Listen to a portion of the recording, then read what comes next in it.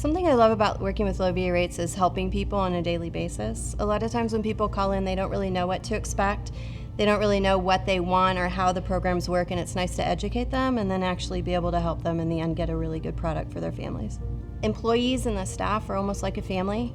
So working here and coming to work every day is kind of nice to know that you're coming, and basically it's like a second family.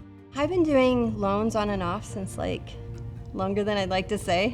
It ages me. But I started doing mortgage loans in '99. And I did them for about 10 years, and then I went into another industry for a while, and I've just recently come back the last few years, but it's like riding a bike. I really love it.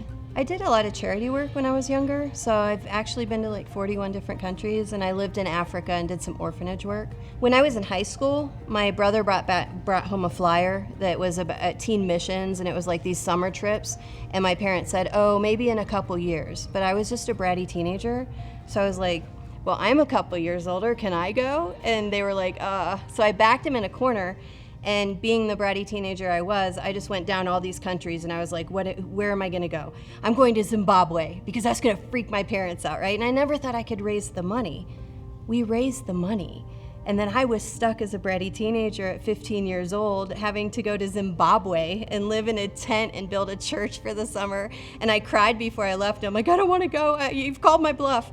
But when I went, I got travel lust. When you go somewhere like that and you see a culture that's so different than where you're at, you come home and you're like, peanut butter and jelly for dinner, I'm good with that, you know? And I think at 15 years old, to open that window to that cultural experience, I was just smitten.